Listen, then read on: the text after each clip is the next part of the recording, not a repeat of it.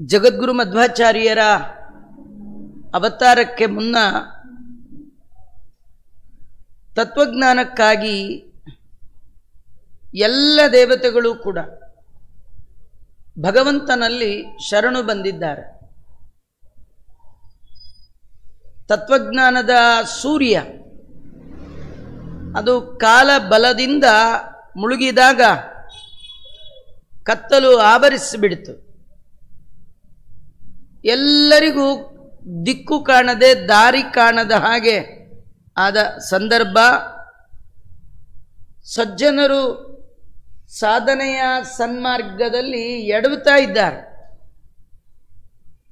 ಯಾವಾಗಲೂ ನಡೆಯುವ ದಾರಿ ಸ್ಪಷ್ಟ ಕಂಡರೆ ಅನಾಯಾಸವಾಗಿ ನಡಿಬಹುದು.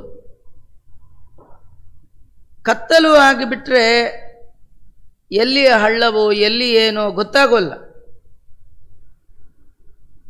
ತತ್ವಜ್ಞಾನ ಕಾಲಬಲ ಅಂದರೆ ಕಲಿಯ ಕಾಲದ ಬಲ. ಅದರಿಂದಾಗಿ ಯಥಾರ್ಥವಾದ ಜ್ಞಾನ ಮರೆಯಾಯಿತು.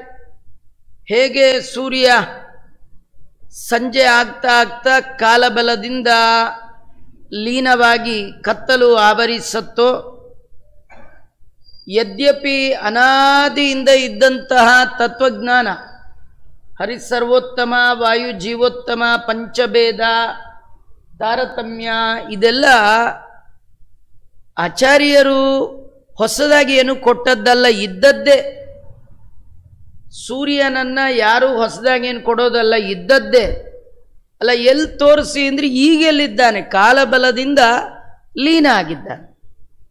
ಸೂರ್ಯ ಬೇಕು, ಬೆಳಕು ಬೇಕು. ತತ್ವಜ್ಞಾನದ ಬೆಳಕು ಇದ್ದರೆ ಮಾತ್ರ ಸಾಧನೆಯ ಮಾರ್ಗ ಸುಲಭ ಆಗತ್ತೆ.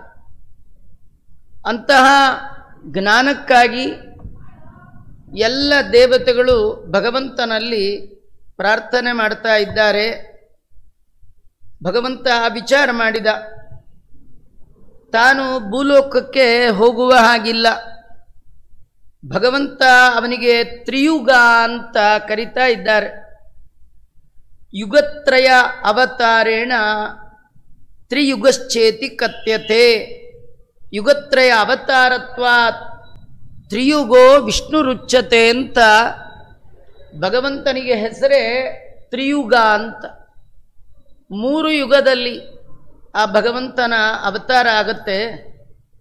ಕಲಿಯುಗದಲ್ಲಿ ಭಗವಂತ ಬರೋಲ್ಲ. ಆದರೆ ದೇವರಲ್ಲದೆ ಮತ್ಯಾರಿಗೂ ಕೂಡ ಅಂತಹ ತತ್ವಜ್ಞಾನದ ಬೆಳಕನ್ನು ಕೊಡುವ ಸಾಮರ್ಥ್ಯ ಇಲ್ಲ. ಭೂಲೋಕಕ್ಕೆ ಯಾರನ್ನು ಕಳಿಸೋಣ ಅಂತ ದೇವರು ಬಹಳ ವಿಚಾರ ಮಾಡಿದ್ದಾರೆ. ದೇವರನ್ನ ಯಾವಾಗಲೂ ಬಿಟ್ಟಿರದೆ ಇರುವವಳು ಲಕ್ಷ್ಮಿ. ಅವಳು ಹೋಗೋ ಹಾಗಿಲ್ಲ. ಇನ್ನು ಲಕ್ಷ್ಮೀನಾರಾಯಣರು ಬಿಟ್ಟರೆ ಅವರ ನಂತರ ತಾರತಮ್ಯದಲ್ಲಿ ಬರುವಂತಹ ಹಿರಿಯರು ಬ್ರಹ್ಮದೇವರು. ಆದರೆ ಬ್ರಹ್ಮದೇವರಿಗೆ ಅವತಾರವೇ ಇಲ್ಲ. ಹಾಗಾದ್ರೆ ಬ್ರಹ್ಮದೇವರಿಗೆ ಅವತಾರ ಇಲ್ಲ, ನಾರಾಯಣ ಬರೋಲ್ಲ.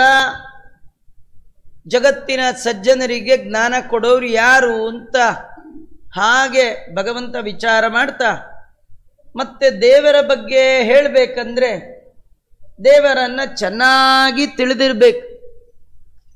ಏನು ಗೊತ್ತಿಲ್ಲ, ನಾ ಎಲ್ಲ ಹೇಳ್ತೀನಿ, ಹೇಳಲಿಕ್ಕೆ ಸಾಧ್ಯ ಇಲ್ಲ. ಯಾರಿದ್ದಾರೆ ನನ್ನ ಬಗ್ಗೆ ಚೆನ್ನಾಗಿ ತಿಳಿದವರು ಯಾರಿದ್ದಾರೆ ಅಂತ ಒಮ್ಮೆ ಹೀಗೆ ನೋಡಿದಾಗ ಅಲ್ಲಿ ನಗು ಮುಖದ ಒಂದು ದೇವತೆ ಕಂಡ್ರು. ಯಾರದು ಅಂದರೆ ವಾಯುದೇವರು.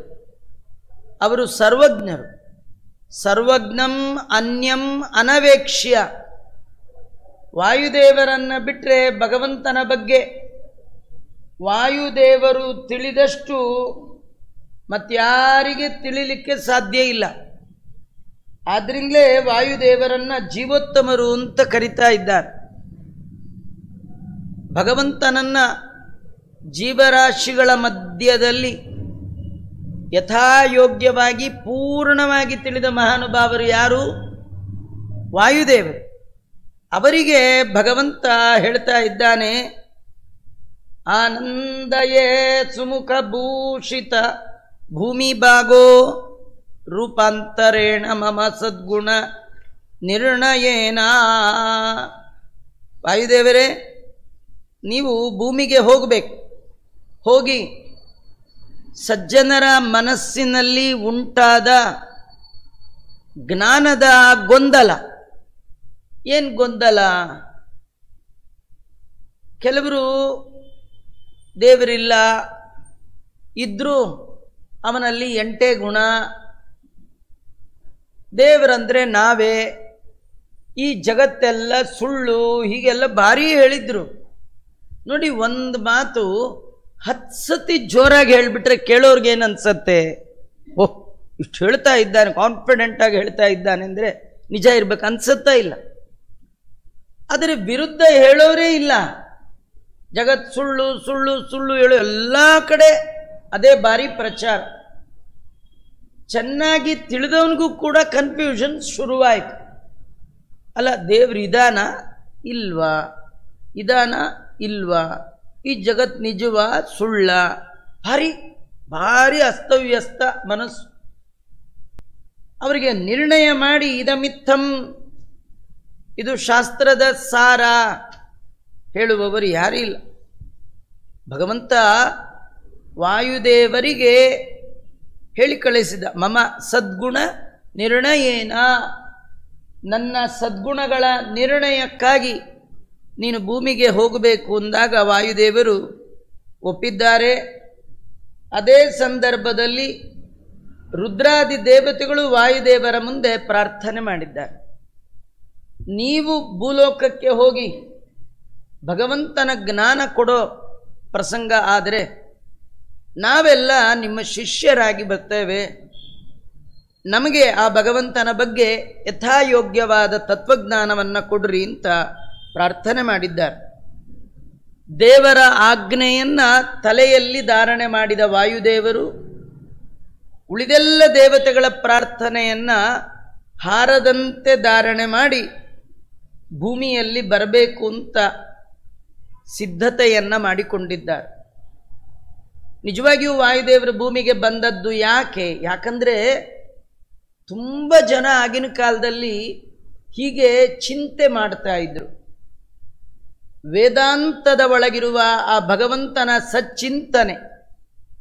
ವೇದಾಂತ ಅಂದರೆ ವೇದ ಅಂದರೆ ವೇದ, ವೇದಾಂತ ಅಂದರೆ ಬ್ರಹ್ಮಸೂತ್ರ. ವೇದಗಳ ಅರ್ಥ ನಿರ್ಣಾಯಕವಾದ ಶಾಸ್ತ್ರ ಸೂತ್ರ. ಸೂತ್ರ ಮತ್ತು ವೇದ ಈ ಎರಡರ ತಾತ್ಪರ್ಯ ಭಾಗವತ ಭಾರತಾದಿ ಗ್ರಂಥಗಳು. ಈ ಮೂರಲ್ಲಿ ವೇದ, ವೇದಾಂತ, ಪುರಾಣ, ಈ ಮೂವರಲ್ಲೂ ಕೂಡ ಇರುವಂತಹ ಭಗವಂತನ ಮಹಿಮೆ ನಮಗೆ ಅರ್ಥ ಆಗ್ತಾ ಇಲ್ವಲ್ಲ. ಏನು ಮಾಡೋಣ? ಆ ಮಹಿಮೆ ದೇವರ ಬಗ್ಗೆ ಯಥಾರ್ಥವಾದ ಜ್ಞಾನವನ್ನು ತಿಳಿಯದ ತನಕ ನಮಗೆ ಮೋಕ್ಷ ಇಲ್ಲ. ಜಗದ್ಗುರು ಮಧ್ವಾಚಾರ್ಯರು ಹೇಳ್ತಾರೆ, ಮಿಥ್ಯಾಜ್ಞಾನೇನ ಚ ತಮಃ ಜ್ಞಾನೇನ ಇವ ಪರಂಪದಂ. ದೇವರನ್ನು ಹೊಂದಬೇಕಂದ್ರೆ ಬೇರೆ ದಾರಿ ಇಲ್ಲ, ಜ್ಞಾನವೇ. ನಮಗೆ ಜ್ಞಾನ ಇಲ್ಲ. ವೇದಾಂತ ಸಂತತ ಕೃತಾಂತ ರಸನ್ನ ವಿದ್ಮಃ ಶ್ರೇಯೋ ಲಭೆ ಮಹಿಕತಂ ನುವಯಂಬತೇತಿ. ವೇದಾಂತದಲ್ಲಿ ಸಂತತವಾಗಿ ಹರಿಯುವ ಭಗವಂತನ ಬಗ್ಗೆ ತಿಳಿಯದ ನಾವು ಉದ್ಧಾರ ಆಗೋದು ಹೇಗೆ? ಈ ಥರ ಭೂಲೋಕದ ಸಜ್ಜನರು ಬಹಳವಾಗಿ ದುಃಖ ಪಡುವ ಸಂದರ್ಭದಲ್ಲಿ ವಾಯುದೇವರು ಅವತಾರ ಮಾಡಿದ್ದಾರೆ. ಉಡುಪಿಯ ಅನಂತೇಶ್ವರನ ವಾರ್ಷಿಕ ಜಾತ್ರೆ, ತುಂಬ ಜನ ಸೇರಿದ್ರು. ಇದು ವಾಯುದೇವರ ಅವತಾರದ ಸೂಚನೆಗೆ ಒಳ್ಳೆಯ ಸಂದರ್ಭ ಅಂತ ಹೇಳಿ ಸ್ವಯಂ ಭಗವಂತ ಬುದ್ಧಿ ಸರಿ ಇಲ್ಲದ ಒಬ್ಬ ಮನುಷ್ಯನ ಒಳಗೆ ಪ್ರವೇಶ ಮಾಡಿದ್ದಾರೆ. ಮೊದಲೇ ಅರೆ ಹುಚ್ಚ. ಆ ಹುಚ್ಚ ಒಬ್ಬ ಅಲ್ಲೇ ಇದೆ, ಇವತ್ತಿಗೂ ಗರುಡ ಗಂಬ ನೋಡ್ಬೋದು, ಅನಂತೇಶ್ವರನ ದೇವಸ್ಥಾನದ ಗಂಬ. ಅದನ್ನು ಬರ ಹತ್ತಿಬಿಟ್ನಂತೆ. ಆಶ್ಚರ್ಯ, ಎಲ್ಲೆಲ್ಲೋ ಮಗ್ನರಾದವರು ಆ ಬುದ್ಧಿ ಇಲ್ಲದವ ಕಂಬ ಹತ್ತಿದ್ದನ್ನು ನೋಡ್ತಾ ಇದ್ದಾರೆ.